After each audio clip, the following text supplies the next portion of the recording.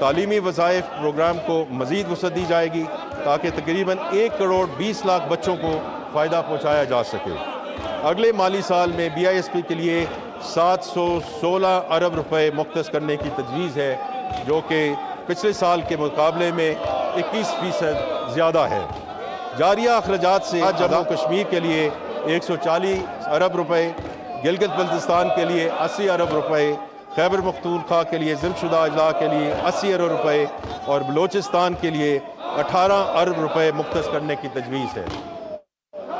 جناب اسپیکر، اب میں public sector development programme PSDP کی طرف جاؤں گا۔ وفاقی ترقیاتی پروگرام PSDP ملکی اور بیرونی ملک مالی وسائل کو متحرک کرنے کا ایک اہم ذریعہ ہے، جس کا مقصد معیشت کے مختلف شعبوں میں ترقی کو فروغ دینا ہے۔ میں ایوان کے سامنے اس کی تفصیلات رکھنا چاہتا ہوں۔ موجودہ مالی حالات کو مد نظر رکھتے ہوئے نیشنل اکنامک کونسل نے مالی سال 2025-26 کے لیے 4,224 ارب روپے کے قومی ترقیاتی اخراجات کی منظوری دی ہے، جس میں سے 1,000 ارب روپے فیڈرل PSDP اور 2,869 ارب روپے پروونشل ADPs کے علاوہ SOEs کی اپنی وسائل سے 355 ارب روپے کی سرمایہ کاری شامل ہے۔ میں ایوان کو بتانا چاہتا ہوں کہ فیڈرل PSDP 2025-26 کا محور بنیادی انفراسٹرکچر کے منصوبے ہیں، جن پر 60% سے زائد وسائل صرف کیے جا رہے ہیں تاکہ پورے ملک کو فائدہ پہنچے، جبکہ پروونشل ADPs کی ترجیح سماجی شعبے ہیں، جن کے لیے 60% سے زائد رقوم مختص کی گئی ہیں۔ یہ رجحان آئین میں 18ویں ترمیم کے بعد ذمہ داریوں کی تقسیم پر عمل درآمد کا واضح ثبوت ہے۔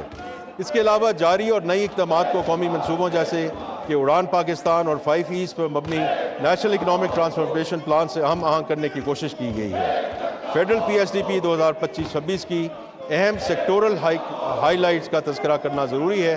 اس میں سب سے پہلے ٹرانسپورٹ کا انفراسٹرکچر، جس میں سڑکیں، ریلوے، سمندری اور ہوائی ٹرانسپورٹ شامل ہے۔ جناب اسپیکر، ٹرانسپورٹ انفراسٹرکچر معیشت کی ترقی اور خوشحالی کے لیے ایک کلیدی محرک کے طور پر 5 ایز فریم ورک کے تحت نمایاں شعبے میں سے ایک ہے، تاکہ اڑان پاکستان اور SDGs کے اہداف حاصل کیے جا سکیں۔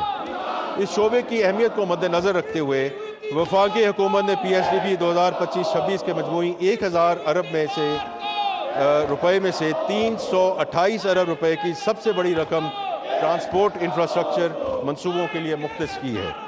خصوصی توجہ سڑکوں کے شعبے پر مرکوز کی گئی ہے۔ وزیر اعظم پاکستان کی خصوصی ہدایت پر کراچی سے چمن جانے والی بلوچستان کا 813 کلومیٹر طویل N25 شاہراہ، جو کراچی، بیلا، خضدار، کولات، کوئٹہ اور چمن سے گزرتی ہوئی افغانستان تک جاتی ہے، کی 2 رویہ تعمیر کے لیے 100 ارب روپے مختص کیے گئے ہیں۔ شمال جنوب موٹر وے نیٹ ورک کی تکمیل اور کنیکٹیویٹی کی غرض سے 6 روز سکھر حیدرآباد موٹر وے کی تعمیر کے لیے 15 ارب روپے رکھے گئے ہیں۔ تھر کول ریل کنیکٹیویٹی پروجیکٹ کی بروقت تکمیل کے لیے 7 ارب روپے مختص کیے گئے ہیں۔ میری ٹائم سیکٹر میں گرانی شپ بریکنگ کی سہولیات کی اپ گریڈیشن کے منصوبے کو بھی اہمیت دی گئی ہے اور اس کے لیے 1.9 ارب روپے مختص کیے گئے ہیں۔ گوادر پورٹ انفراسٹرکچر منصوبوں کے لیے PSA امداد کا تسلسل برقرار رکھا گیا ہے۔ صوبائی ٹرانسپورٹ منصوبوں کے لیے مالیاتی خلا کو پورا کرنے کے لیے بھی امداد جاری رکھی گئی ہے اور صوبائی منصوبوں کے لیے نمایاں فنڈز مختص کیے گئے ہیں۔ آبی وسائل کا انتظام۔ جناب اسپیکر، حالیہ دنوں میں پاک بھارت جنگ کے بعد بھارت نے پاکستان کے پانی کو روکنے کی دھمکی دی ہے۔